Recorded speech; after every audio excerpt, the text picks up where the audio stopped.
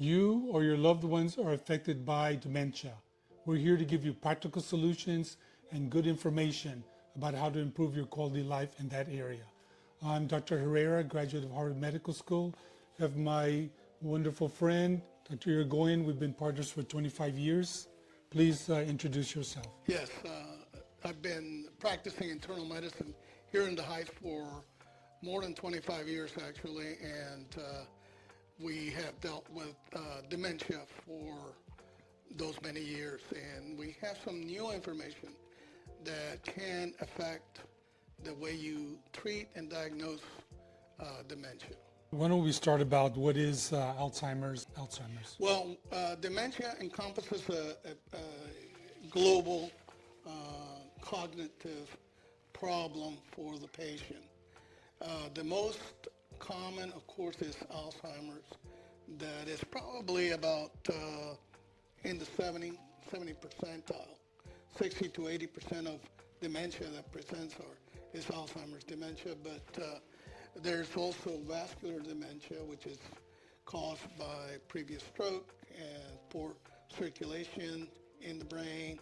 And there's other types of, not as frequent, but they are present, Lewy body dementia and Parkinson's dementias for one. We want to talk a little bit about what predisposes you to have dementia. Well, I see my practice not eating properly.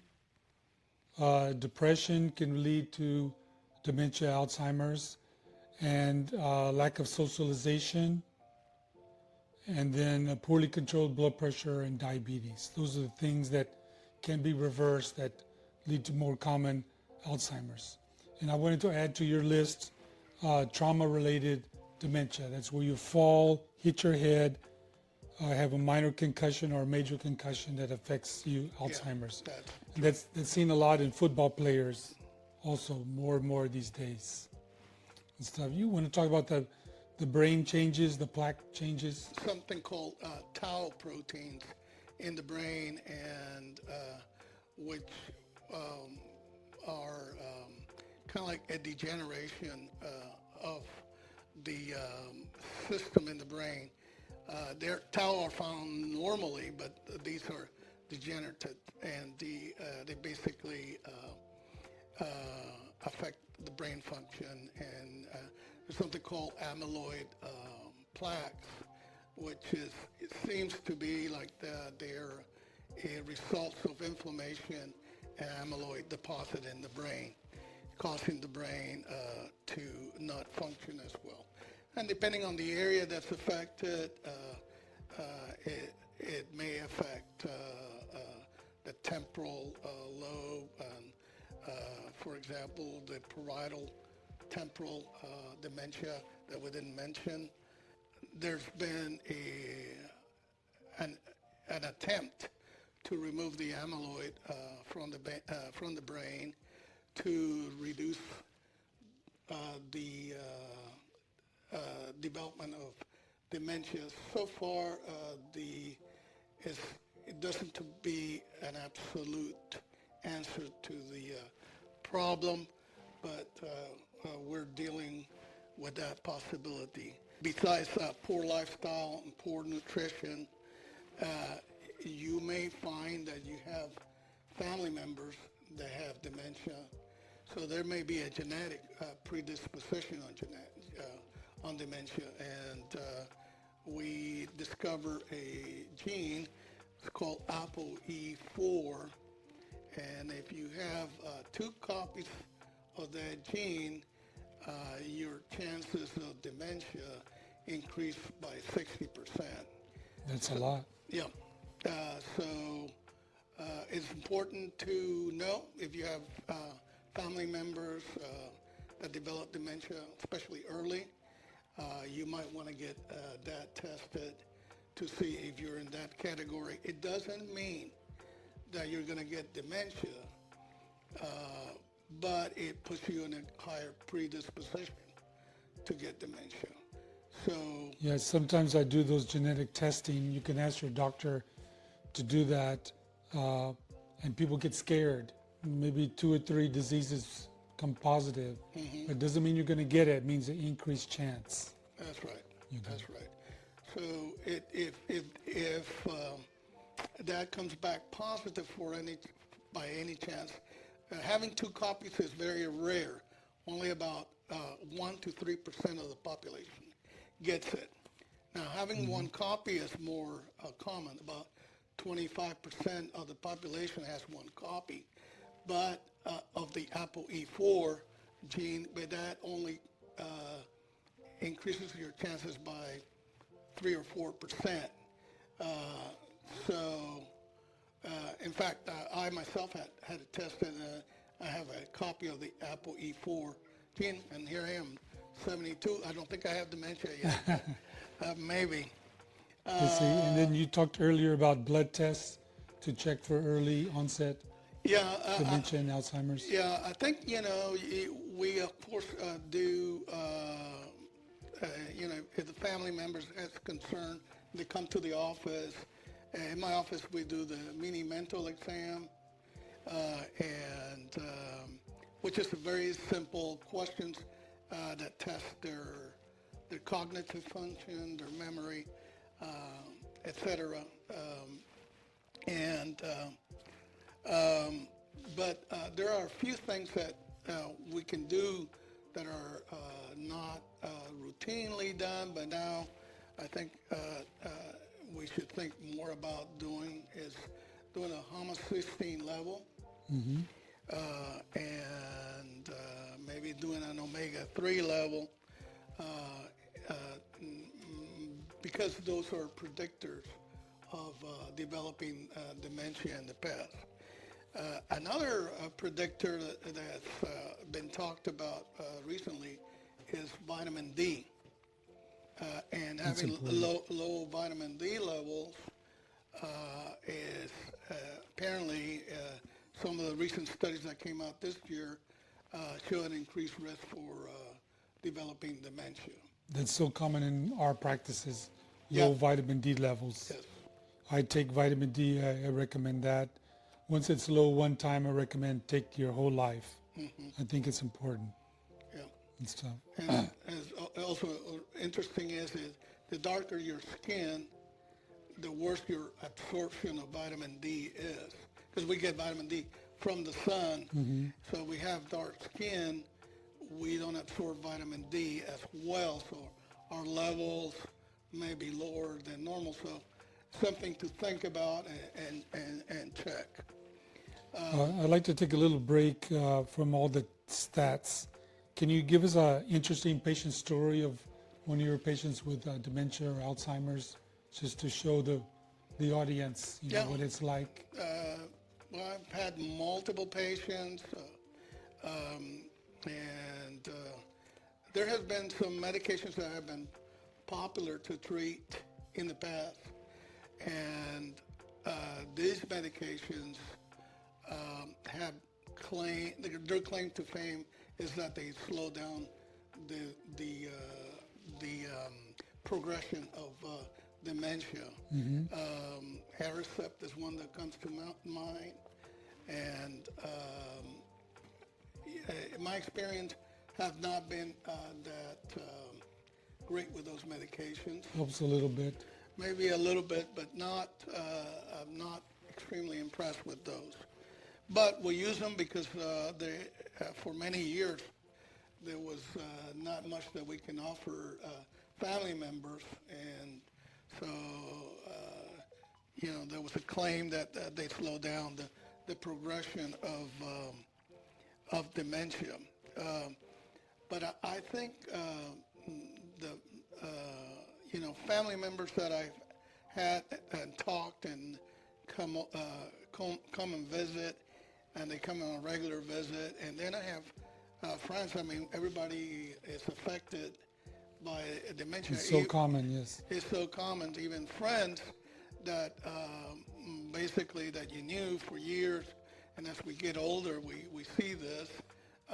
They go on to develop dementia, and just recently visited a good friend that is in a personal care home because of his dementia, his wife is not able to take care of him.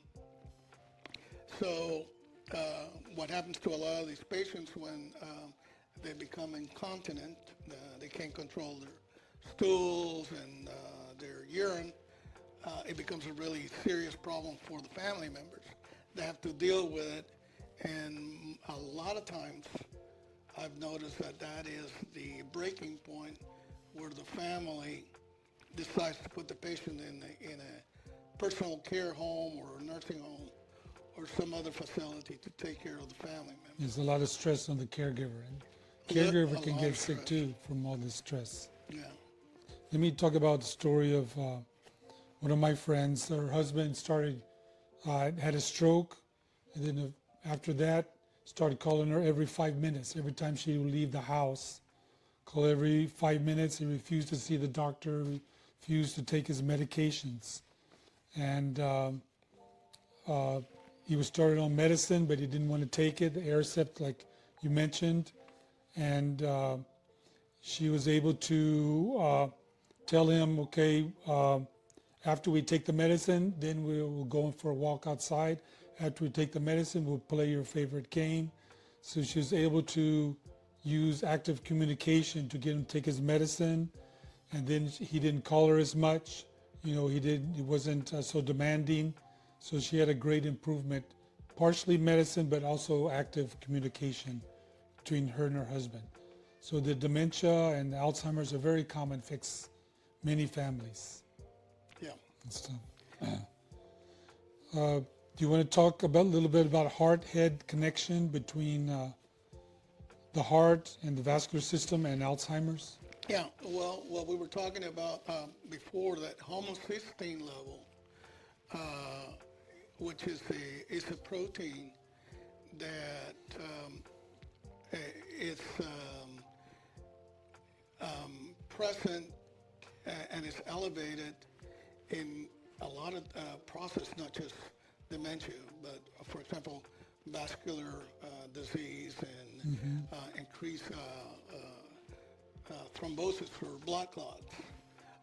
And so there's definitely a link, and the overall well-being of the patient is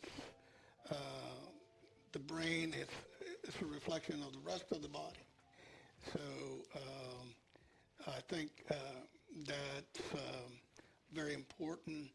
And the other cause that we didn't talk about is a lot of physicians and are calling dementia type 3 diabetes. Yes. And a lot of it has to do, we get our energies from glucose. And, especially our muscles. And our brain uses glucose, but there's another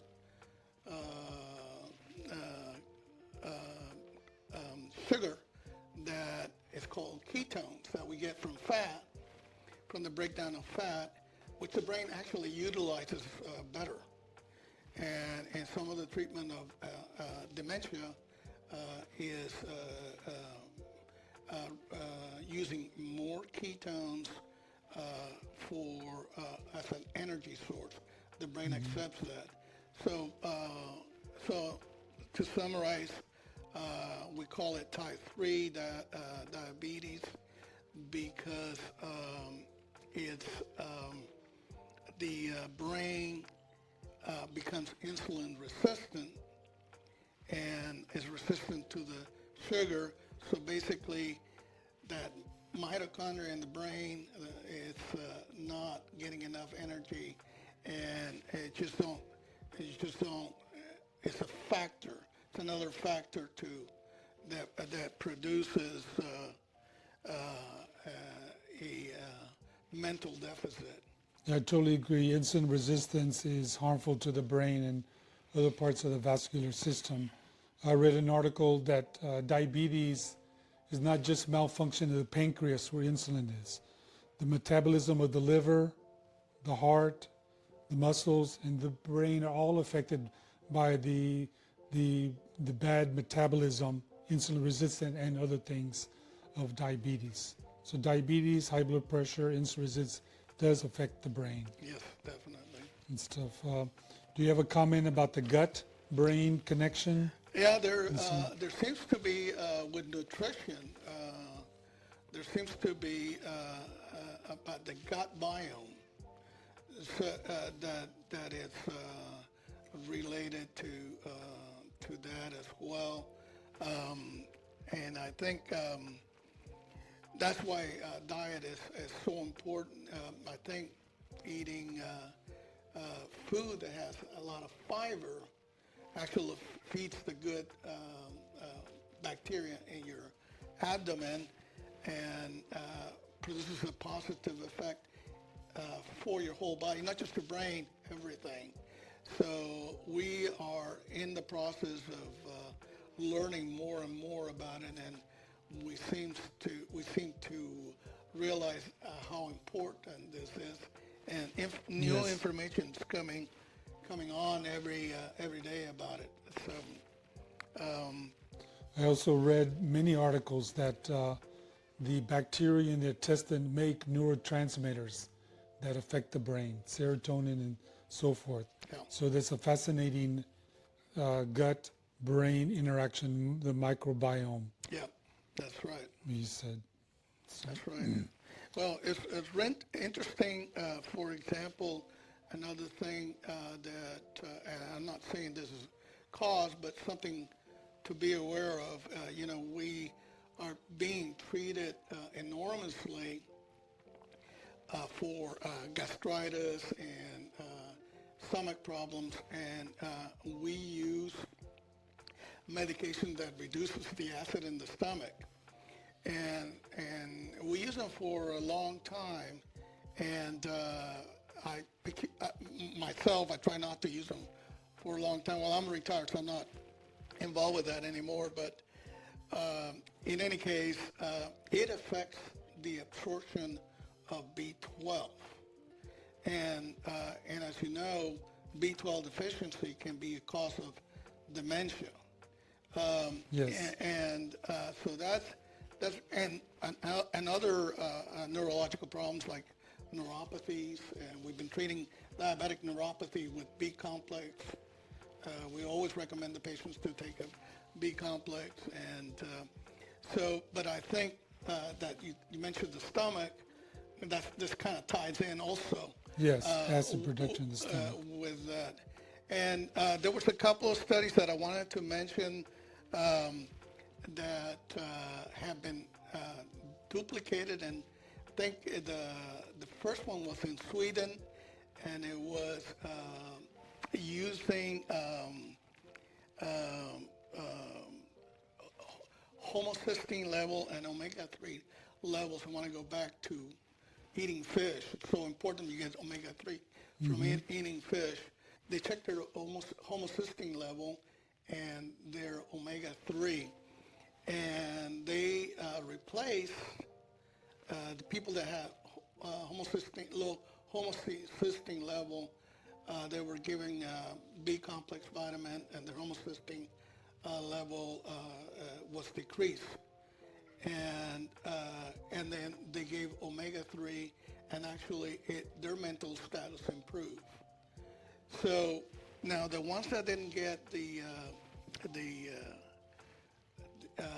that the homocysteine levels remain high, and they got the omega-3s, their brain didn't improve. So and I think the study has been duplicated in several parts. This is just recently. Do you need both or just the B12? They need both. One by itself, if the homocysteine level is high and you just give omega-3, it's not going to do anything. But if you bring down the homocysteine level and you give the omega-3 at the same time, it seems to improve their chances of not developing dementia and actually improve some of the symptoms. And I think it's been duplicated in China, and I can't remember, I think in the United Kingdom. And so So basically nutrition. So nutrition is so important. It's really you got to get the omega-3s, which you get in fish. So if you are, if you don't eat meat, uh, which is a problem for people that are vegan, you're probably, unless you're getting a supplement like fish oil, you're probably low on vitamin B12. So Yeah, you I try need, to remind vegan patients eat lentils and other proteins, eggs, if they're allowed to eat yeah, I eggs. guess it's really You important. know, but vegans need to have high priority to eat a proper amount of protein. It's, Absolutely, absolutely. That's but diet changes are diet intake is so important to prevent Alzheimer's and prevent many other diseases. yep. This should be a high priority for the family members of Alzheimer's. You mentioned earlier Alzheimer's or dementia at early onset. We all heard about Bruce Willis, Oh yeah, the famous actor, action figure, and he developed Alzheimer's. I think it was around 65. yeah. He It's has very. dementia. Yes. You want to talk about early onset dementia? You know, Well, he has a frontal temporal dementia. Uh, okay. so and which is it's unusual. They have it's slightly different. They have hallucinations and they have a lot of behavioral changes, and it's hard to diagnose because it's not the typical thing that we see. I haven't come across too many of that. The interesting thing is when Alzheimer's first described dementia, the first patient that he described was very young, and the original description of Alzheimer's dementia was a dementia developed on somebody young, and which is not what we Right. use right now. And most Alzheimer's is a disease of the elderly. It's not the disease of the young. And there's other kinds of dementia, like the prion dementia, which you get from, the mad cow disease, and Oh, okay. yeah, that you can get at an early age. Those were possibility, and Trauma-related dementia. Could be- trauma-related dementia, dementia. boxers, they get hit on the head all the time, and football players, they're at increased risk for dementia. So any trauma to the head. And then I have patients that come to my practice. They think they have Alzheimer's. It turns out that severe depression, severe malnutrition. Yep. Uh, what else can be fake? What other things can fake? That's called pseudo-dementia. Pseudomia, It's pseudo-dementia, and poorly controlled diabetes and blood pressure give you pseudo-dementia. yeah. I've had that. I had people that come in extremely depressed. They were to a stage that they were almost catatonic in their behavior. They Not moving, all frozen. not moving. They sat there, didn't move, didn't interact with their surroundings, and it turned out that they were just severely depressed. Is Can there we any- talk a little bit more about prevention and how to make an early diagnosis of Alzheimer's and how to prevent it or slow the course of it? Okay, so let's go to what's practical. We mentioned how sugar affects the whole body, including the brain. I think making sure that you're not eating too many sweets and decreasing your carb intake, I think that has the potential benefit of slowing down the development of dementia. Also, you need to incorporate in your food fish. You need to eat fish and small fish. All the studies that have shown improvement have been small fish. Sardines. Sardines, anchovies, all mackerel, those little ones, because they don't have a mercury. And now, tuna, for example, has not shown no improvement because because of mercury. because of the mercury. So stay away with swordfish and tuna. Those fish are not Salmon. good. Salmon gets Salmon is limit. good. Salmon's good. Salmon's really good. Okay. Salmon has a lot of omega-3. Make sure it's wild caught. It's Not, expensive. it's Double- more double, triple. expensive, but it's worth your while not to get farm raised. I think wild caught is out there in the ocean. There's less chance of contamination with other stuff. So I think that's extremely important. The other thing that's really, if I would say to a patient, eat every day, I would go with blueberries. Oh, really? Blueberries, antioxidants in the blueberries, they have a lot of benefits besides the antioxidants. So really good for for your brain. So I would definitely, let me see if oh, yes. The other thing is olive oil. Olive oil is good for your heart. So I think, in general, if it's good for your heart, it's good for your brain, in general. The heart-head connection. Yes. And also green leafy vegetables like bok choy, even spinach, even lettuce. Those are good. They have substance in them that are protective, and we should eat. I always recommended to all my patients to do a Mediterranean diet, and but make sure your sources are good and clean because you're eating, the right fish, like I mentioned before, and you don't eat meat that often in the Mediterranean diet, but when you do, it should be a free range, so that it's, not contaminated, Antibiotics. yeah, And stuff and like with that. all the stuff like the Native Americans before the Europeans came over, they used to eat bison, and bison, because it's free range and it wasn't affected, their meat had a lot of omega-3s.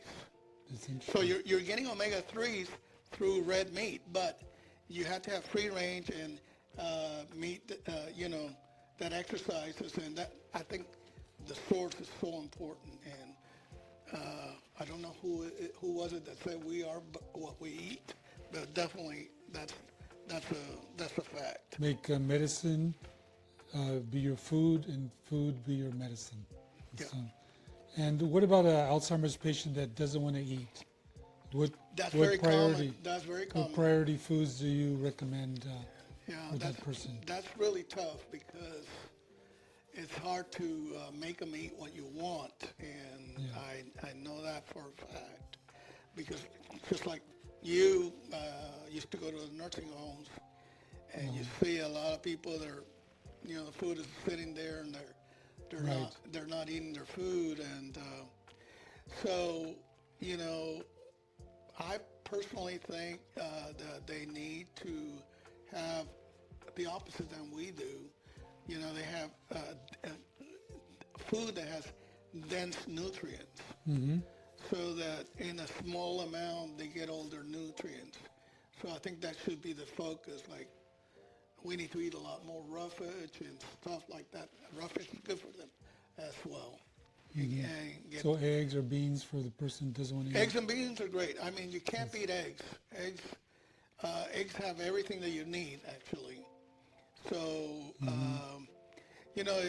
that's a modern debate now about how bad, how good cholesterol is, and how does it affect us. And And the brain is made up of a lot of cholesterol. And, The and nerve fibers have the thick walls they're made of out cholesterol. of cholesterol. And all our cells are made up, have cholesterol. Yeah, cell So, walls. so we need cholesterol. So if we are depriving ourselves of cholesterol, the question has always been, are we making our cell membrane weaker? Are we?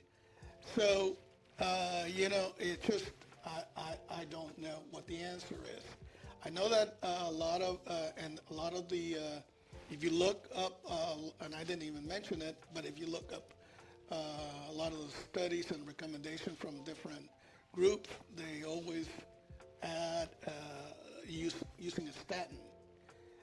And a statin has been proven to reduce heart disease, but I'm not sure that is the cholesterol lowering effect or the fact that the statins are anti-inflammatory, and that anti-inflammatory effect is more important than lowering the cholesterol. I never believe in lowering the doses as much as they're recommended, but so Can you that talk a little bit more of that? What is inflammation and what is anti-inflammatory? yeah, inflammation.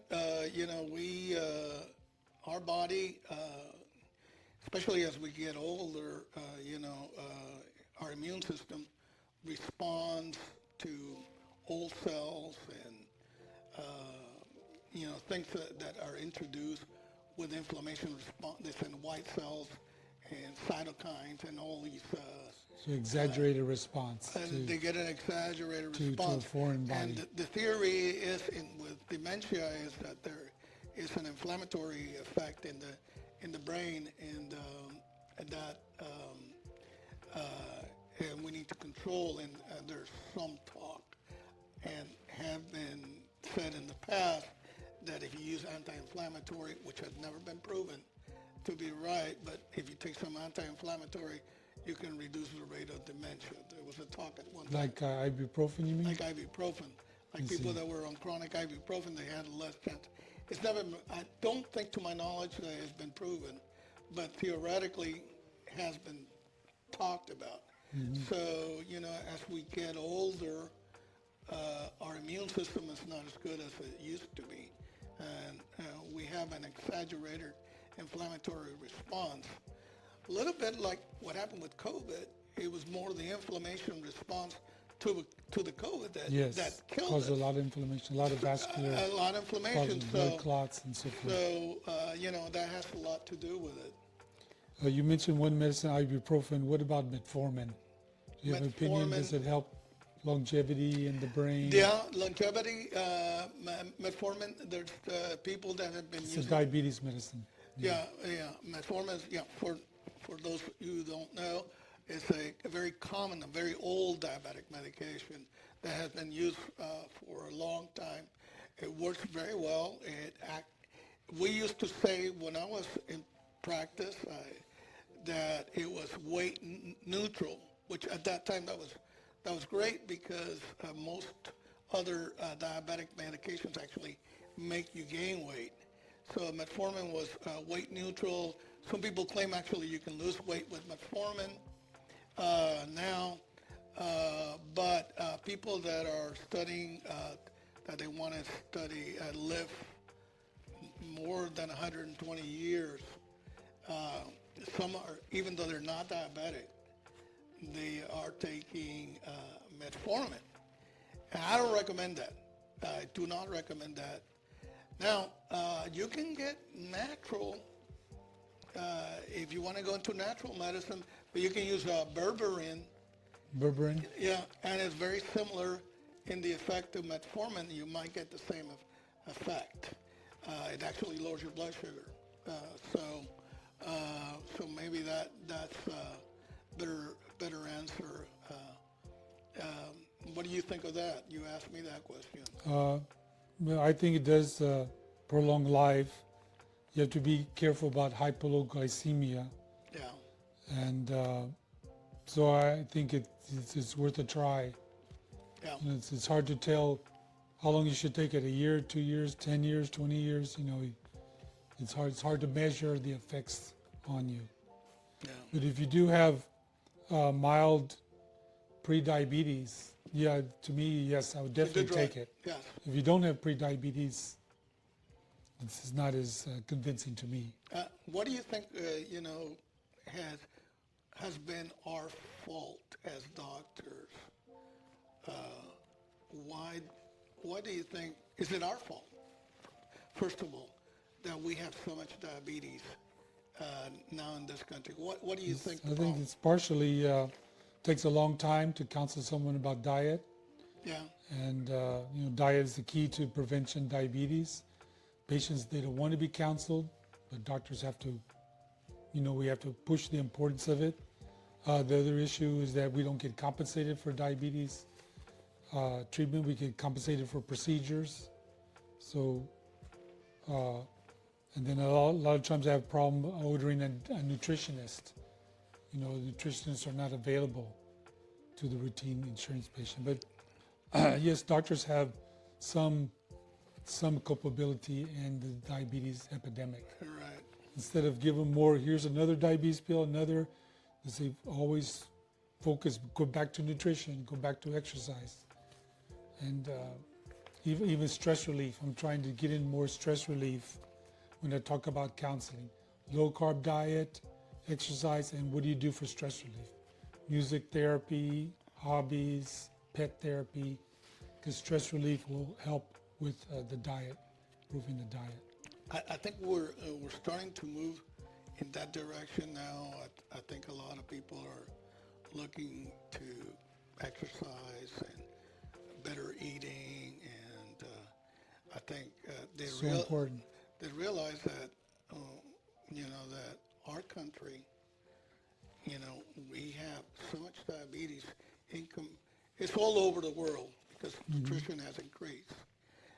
But we have developed a significant amount. We have kids now with diabetes, processed food, and all of this. So, You go to Europe, there's very little processed foods. there's little processed food. It's Here whole food, and it's, I think it's just tradition, and but definitely in Europe, people eat differently. Of course, in the Mediterranean countries, they have the healthiest. Like, for example, Spain is, women's life expectancy is going to surpass Japan now. Oh, wow. They're expecting that it's going to surpass. Japan is number one as a life expectancy. So I think you're right. I think that it's hard to sit there and discuss diet and exercise with a lot of these patients. They come in and they're like 200-pound overweight, and you're saying, how'd you get that way? And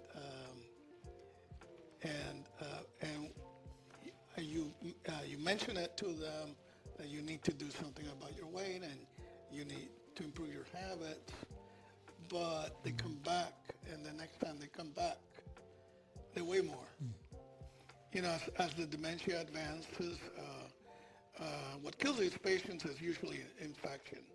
Either they get pneumonia, it's been my experience, and because of my type of practice, I saw a lot of decubitus ulcerations, and Decubitus ulcers, yeah, the back, hips, yes, ankles. back, hips, skin sores for those that are not in the medical field, really bad, severe skin sores because the patients are not moving. They can't move. And they are on the same position all the time. They're incontinent of urine and stool, and their wounds get contaminated. They get infection, they get septic, and they pass away.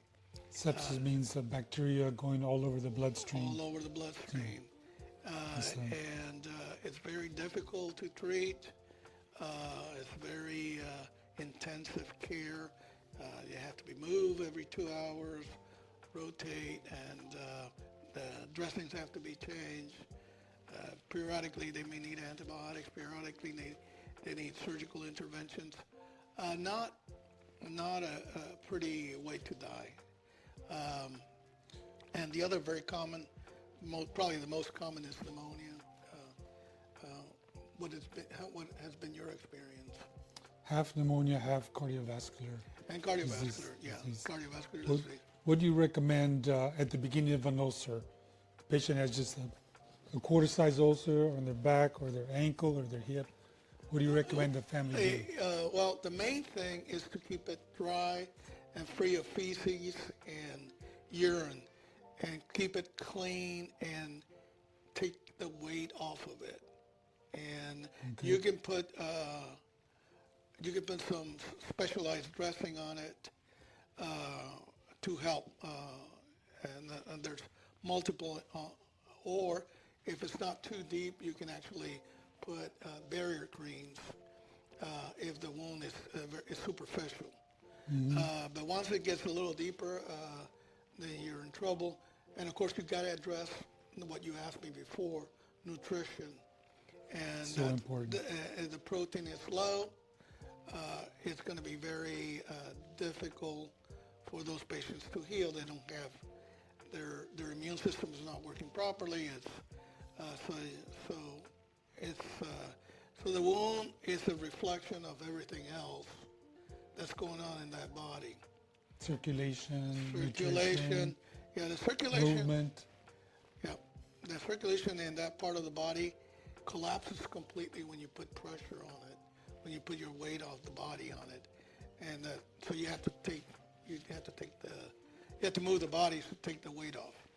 So I really recommend to the family, even a small ulcer, report it to your doctor, get treatment, Yeah.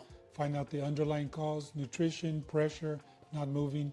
Be very aggressive. I like to see those patients every 2 weeks. Get that small little ulcer, toes. Yep. Need to heal that up Yep, as soon as possible. But unfortunately, a lot of family members are embarrassed to look down there, so they won't look, and that's an issue. Look So, over here, So and then take the shoes off, the toes.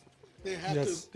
to be told to look at that and keep the skin dry and clean for prevention. So can you give 2 or 3 take-home messages for our talk today? The main thing,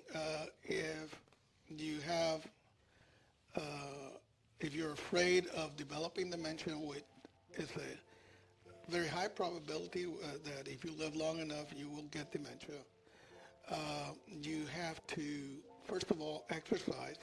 That has absolutely been shown to reduce the incidence of dementia. Number 2, and maybe more important than number 1, is socialization. That means Yeah, that's so important. it's so important that you talk, you have family members, you have friends, you have relatives around you. You have that. That is a protection. It does stimulate your brain, and that's extremely important. Number 3, if you can get the better nutrition, everything that we talked about, that's really important. Number 4, keep the sugar low, and try to eat a balanced meal. I personally recommend a Mediterranean type diet.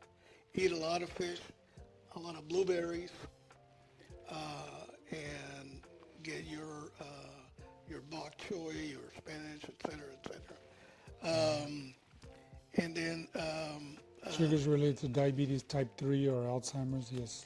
you gotta, Sugar's you very gotta. If important. there's anything wrong with you, keep that under control. High blood pressure, you need to keep that under control. Cardiovascular problem, keep that under control. Even small amounts of exercise make a difference. 10 minutes a day. Big difference. Stretch if you can't walk. Stretching, arms. Yep. Every little bit of exercise counts. Walking Absolutely. is excellent exercise and stuff. Absolutely.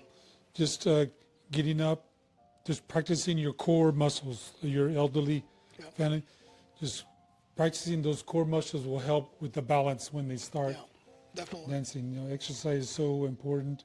Medication should be after diet and exercise and socialization. Medicine shouldn't be the first thing you try No, if they have no. Alzheimer's.